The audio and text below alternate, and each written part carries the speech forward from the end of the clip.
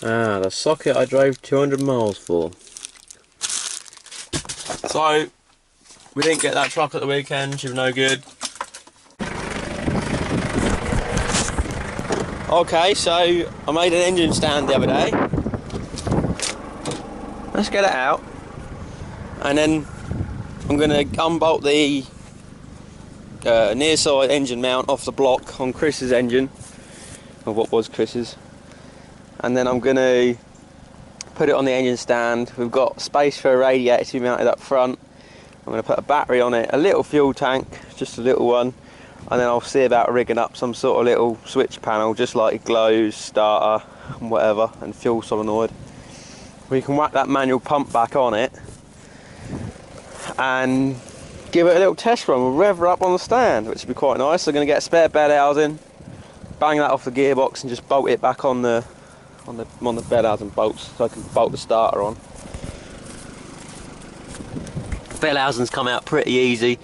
Basically, just fuck off the clutch slave cylinder. You don't even have to do that really. And then there's some bolts in here, 14mm bolts. There's 1, 2, 3, 4, 5, 6, 7, 8, 9. There's one behind there as well, I believe. 10 bolts. That bolts out to the barrel case. Just bang that off, and it means you can bolt the starter up. And we'll see, I mean, who knows, we might have a bit of fun, see if we can strap a big old electric motor or something to the back end of this and make some sort of fucking generator or something, I don't know. Be a good laugh, wouldn't it?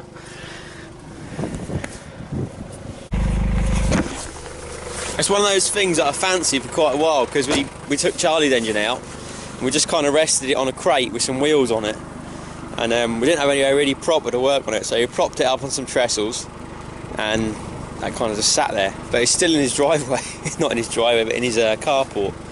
So I'm going to make him one as well, and then we've both got an engine stand to muck around with, put blocks on them. We're going to strip his down and see what the crack is with that, because it locked up the back wheels when she went, so there's obviously something bent in there somewhere. So the valves are probably mangled, but we'll see.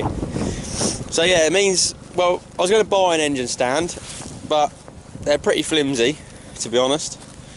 And I thought, well, for God's sake, if we make it so you can get a pallet truck underneath it, if I just bolt this to it, then when we move, it's easy to just get a set of forks under it, and, you know. And it also means we'll be able to start her up and give it a bit of a test run. So, I'm going to make 2 of them. If I get lucky, I don't know, might make 3, I don't know, we'll just see what happens. Obviously 1 for each engine would be ideal. So then, here she is. Pretty simple little thing. This is some 4x2 box section that were off cut, so I just welded the 2 together. But the idea being is to get a pallet truck under here, and that obviously holds the engine just over the side, and that's the bolt pattern for the what do you call it, near side below the oil cooler. It's actually on the block. Well then, that didn't take too long. She's on the stand, she's all bolted up. So now you can see why I put it on the stand. Everything's a bit higher, a bit accessible. I got space to slap a battery down here probably, and then maybe a fuel tank this side, only a little one, like a gallon. Put a bed housing on, and there's plenty of space up front to slap the visco back on, and the radiator and all the hoses. And we can rev her up, and you can get a pallet truck under here obviously. So yeah, not bad. Of course, when we rev her up, we will have to put antifreeze in her because she's outside. You don't want it blowing a core plug. Right, I'm just pulling the bell housing out, and these bolts, they've got sealer on them because they actually seal the oil, as you can see, from the barrel housing to the bell housing, or whatever you call it, case to bell housing. It's called a barrel because you've got sump type gearbox and barrel type gearbox, but hey, the body of the gearbox basically is sealed to the bed housing by some RTV around here and RTV on the bolts, because some of the bolts go through to the oil basically. So yeah, put all these out here, I'm halfway through. Give it a good hard whack to break the RTV, and behind here, for those that are interested, you got your first motion shaft bearing and your lay shaft bearing down here.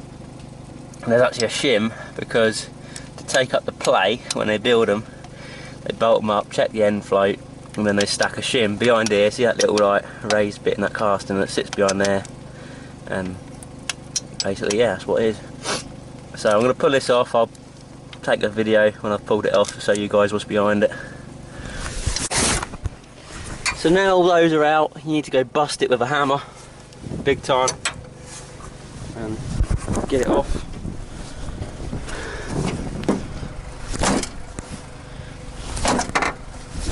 There we go. Just like that. All the life juice is running out now, that.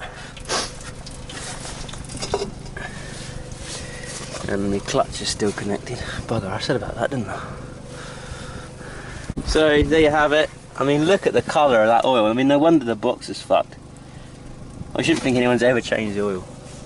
Anyway, this one's the best one to take apart because it's already fucked. Stuck in third gear.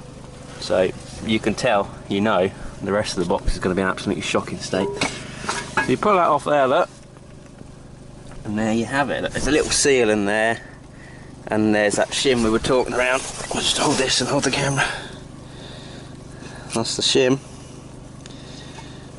Ooh, fuck. Just drop it on the floor, it's fine. Drop it on the floor. And there's your, obviously, your lay shaft. First motion shaft bearing.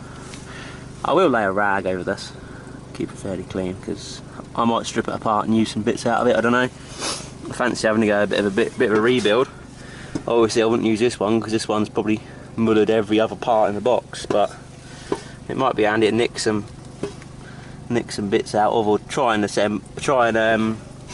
it might be handy to try and disassemble it and figure out what tools we need to do a box when we come to do it properly, like special pullers. And I think you need a long old socket, like a foot long socket, to get over the end of the output shaft and undo a 34mm nut, but we can make a special spanner or something to do that. So let's just pop this on the other engine for the time being. There we are. I just stick a couple bolts in there for the time being. Just need a starter motor to hold that bit on, and the one on the opposite side. Obviously you ain't got to bother about the bottom one because they go through to nothing. It's just that bell and shield. These them up. But yeah, we're just going to run obviously straight pipe, we ain't bothered about that. And I'm quite lucky because Chris has actually left a bit of the loom on there, as you can see.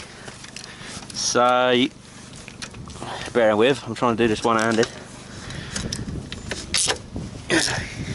Yeah, so Chris has actually left a bit of loom on it, so we'll probably just be able to start out with that. But what I was going to do was just knock up a ground cable, a battery cable, and a couple spade terminals for like starter motor glows, and then nick a glow plug relay and stick that on here so we can glow it and start it.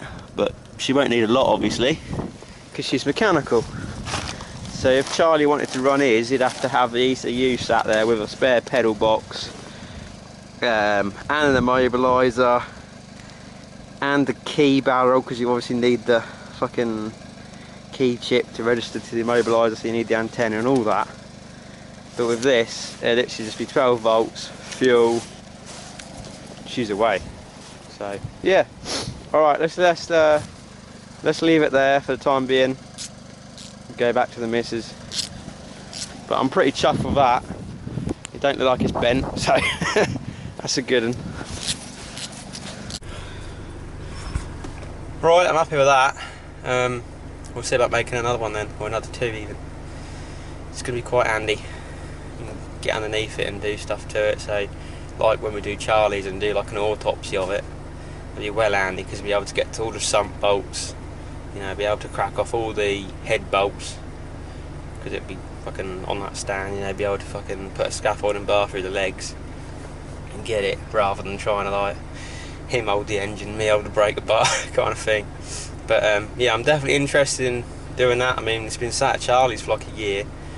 We've said for ages, we ought to take that apart and see what went bang, you know, but never got the time, have we? So yeah, obviously the weather's getting shittier, so there'll be plenty of shed time in the winter to do stuff like that.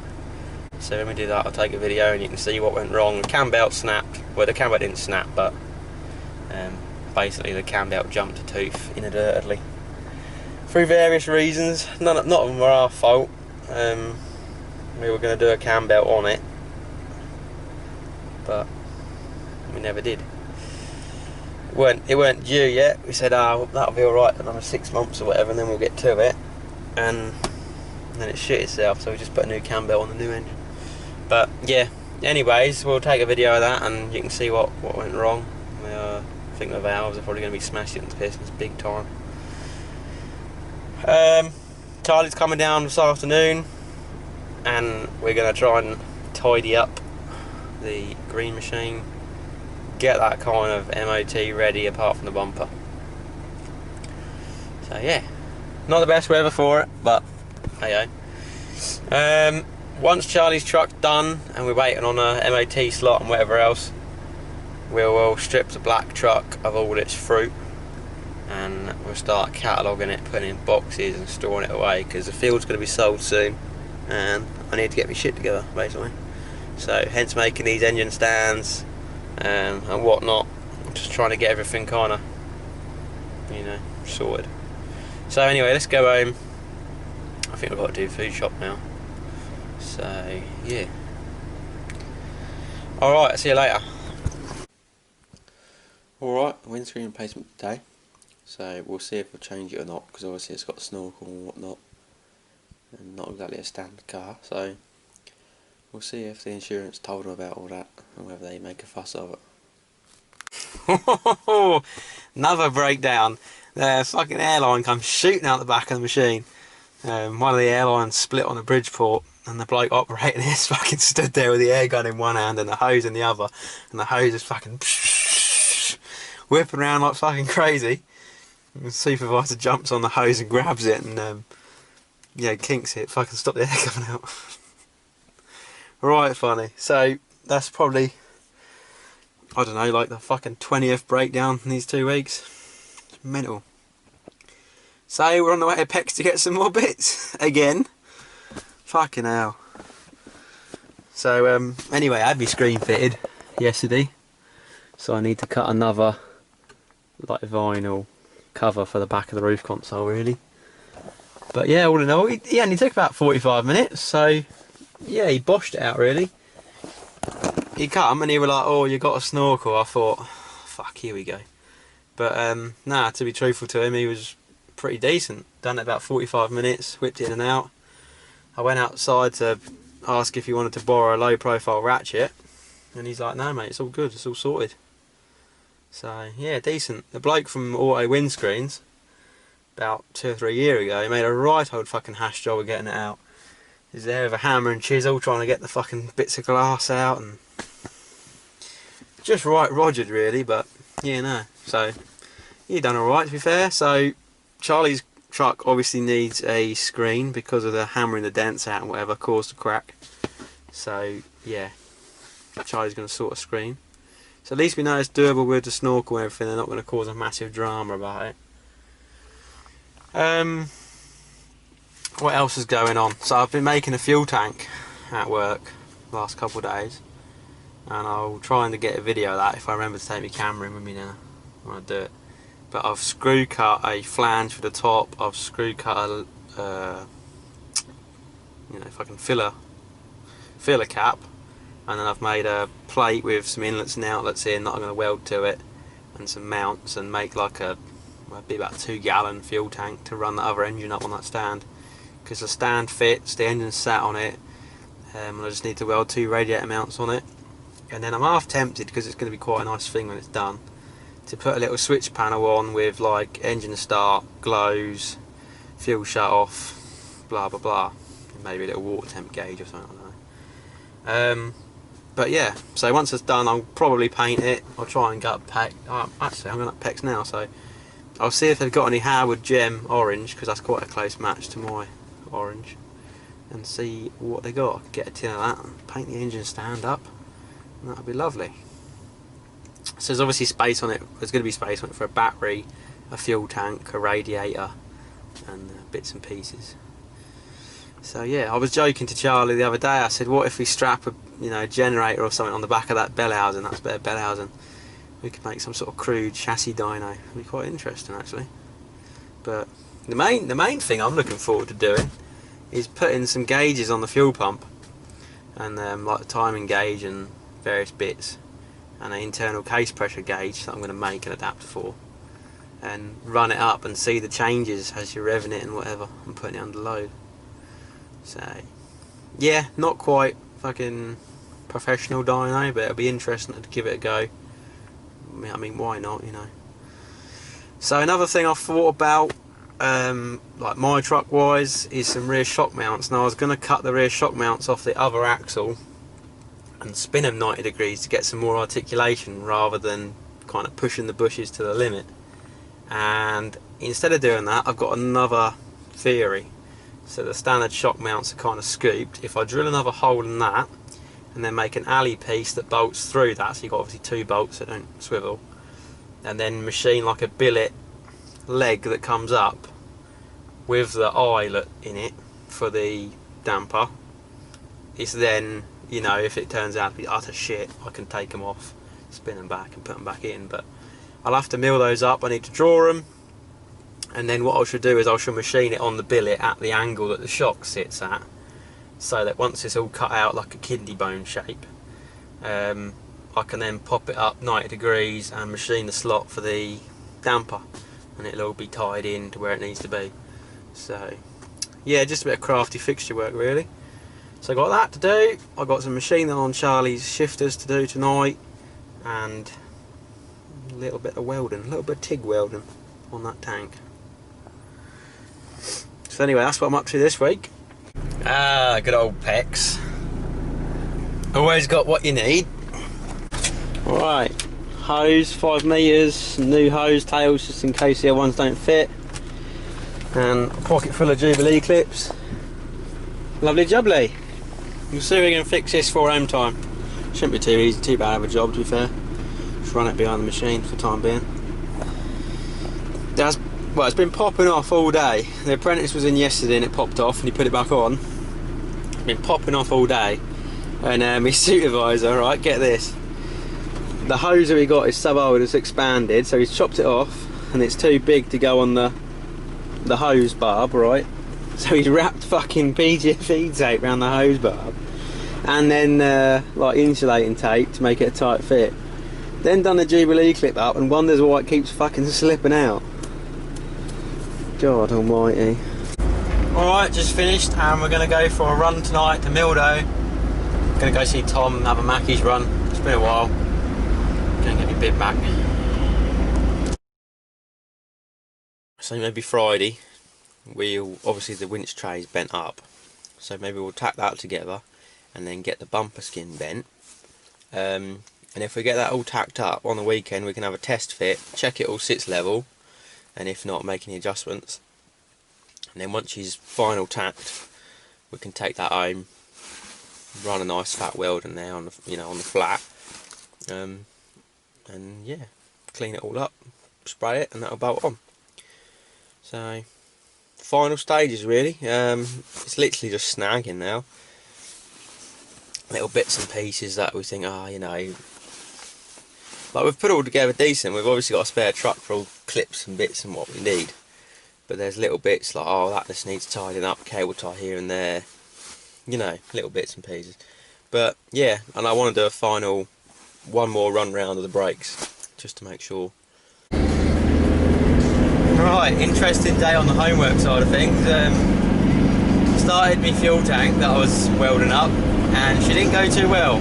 TIG welding torch broke the argon line in the sheath, and it turns out it's been repaired before, and there's a little joiner in there, someone stuck in there, that popped out. Well, because I was halfway through a weld, that basically oxidised the weld to fuck, made it a right old pooey mess.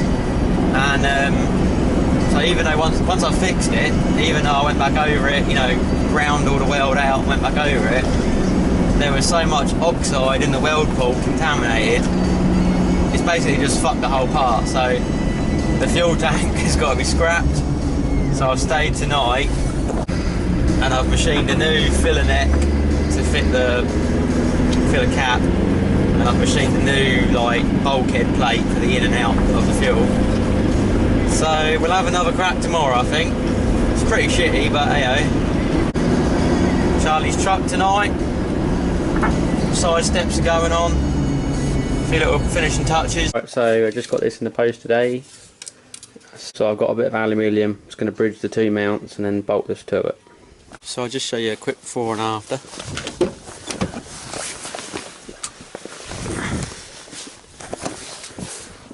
One works, one don't really work. That one don't work at all. So what I'm going to do is put the bar at the top, take that one off, pop it down there near the tow bar.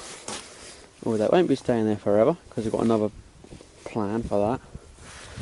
And yeah, I'll just bin the other two. So the bar, it's 54 watt I think. We'll see when we plug it in how many amps it draws, but it's not going to be that big. You know, it's eBay jobby, obviously. 13 quid. And it's funny because they always claim that they're this much watt, they're this much power, but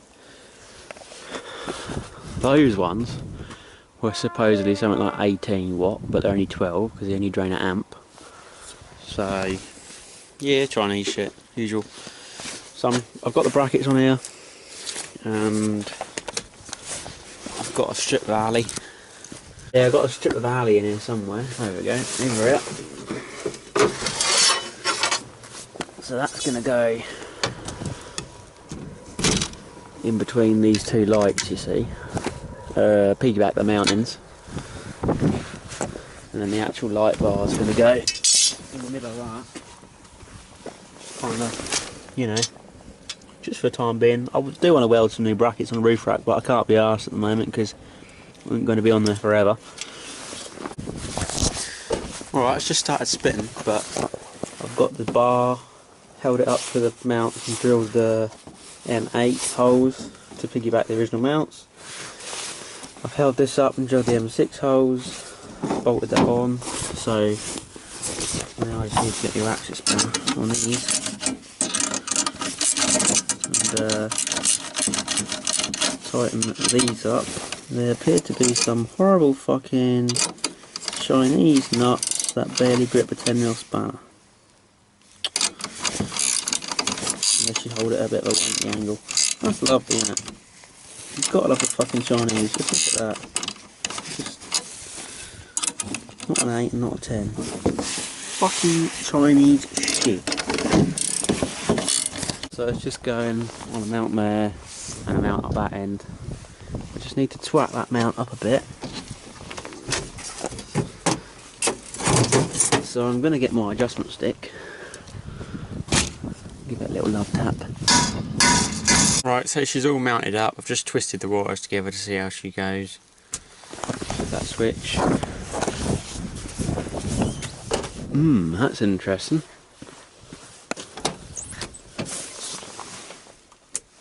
Must be the wrong way around. Fancy that. Are they not adhering to standard colour codes? Right, and let's give that a crack. Oh, that's better. Fuck. That is bright. Not bad. Not bad. That'll be alright for reversing up at night. It's a shame I can't angle it down more, to be honest. That's probably alright. I'll lock that up and I'll go get the crimps.